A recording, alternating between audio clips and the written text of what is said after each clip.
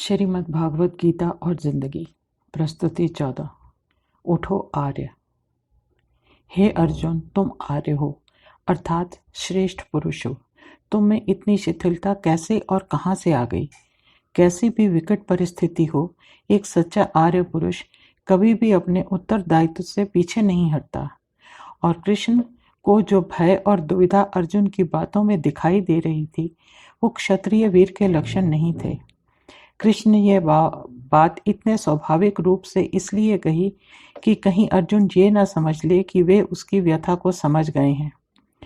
सामने वाले के दुख में हम यदि पूरी तरह से प्रवेश कर जाते हैं तो हो सकता है कि हमारी बुद्धि में भी शिथिलता आ जाए, पर ऐसे में किसी एक को अपनी भावनाओं पर पूरी तरह से नियंत्रण रखना आवश्यक है ताकि स्थिति को संभाला जा सके।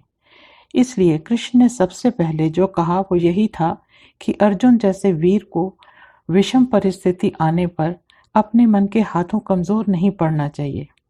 इस श्लोक के संदर्भ में स्वामी दयानंद जी ने लिखा है, you have missed your calling Arjuna, you should have been a great actor, how could you have hidden this from me all these years?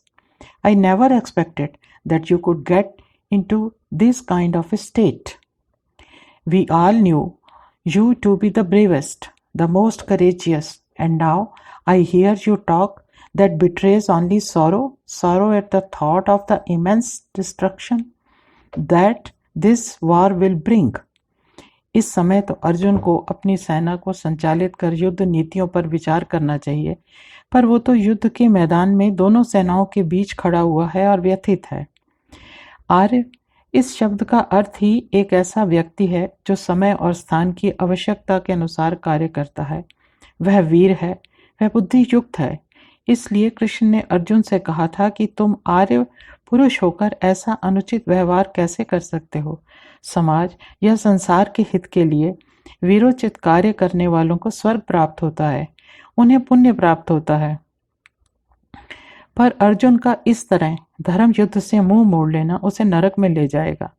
Arjun ने कहा था कि अपने परिजनों का संहार करने वालों को भी नरक ही भोगना पड़ता है और वह इस दंड के लिए प्रस्तुत है, पर उससे अपने का वध न हो सकेगा।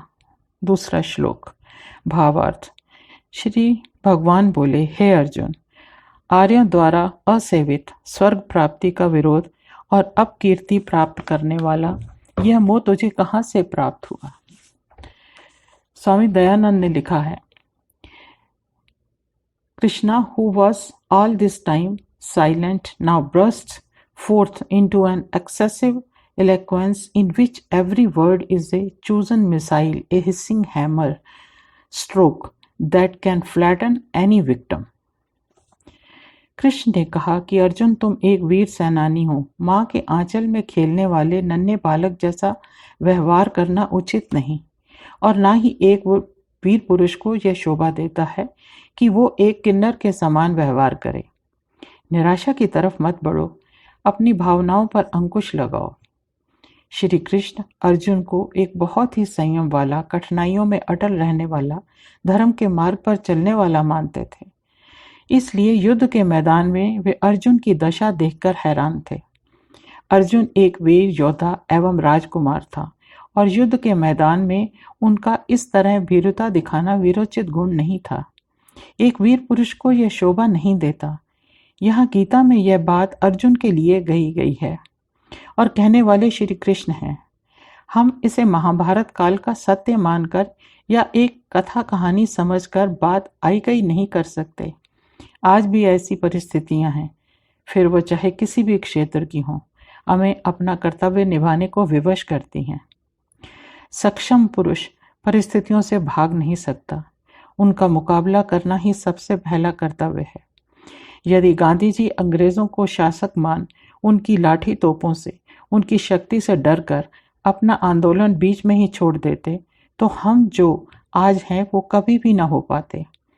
आर्यों के देश भारत का नाम वो निशान मिट गया होता। गांधी जी ने देश के लिए, धर्म को बचाने के लिए अपने ही शासकों के विरुद्ध आवाज उठाई और आगे बढ़े। गांधी जी के संचालन में पूरा देश उनके साथ चल पड़ा था और ऐसी परिस्थिति में दृढ़ रहना गांधी जी ने गीता में कहे गए कृष्ण के वचनों से ही सीखा था। ऐसे ही लोग पथ प्रदर्शक बनते हैं और समय आने पर कर्तव्य से पीछे नहीं हटते। वैदिक काल में कुछ नियम धर्म के अंतर्गत बनाए गए थे। उसमें समाज को 4 भागों में बांटा गया था। भारत में यह व्यवस्था वैदिक काल से ही चली आ रही थी। इसमें पहले ब्राह्मण, दूसरे क्षत्रिय, तीसरे वैश्य और चौथे शूद्र थे। ये सभी जातियां अपनी अपनी व्यवस्था के अनुसार अपने कर्म को धर्म मानकर अपने कर्तव्यों का निर्वाह करती रहीं। पर जब से भारत एक गणतंत्र राज्य बना, इस प्रथा में बहुत सारे परिवर्तन होने लगे, क्योंकि जिस व्यवस्था को समाज के विकास के लिए मान्यता दी गई थी, उसमें धीरे धीरे अपवाद फैल गया और जाति पाति छुआछूत के भेदभाव ने अपनी जड़ें फैला लीं।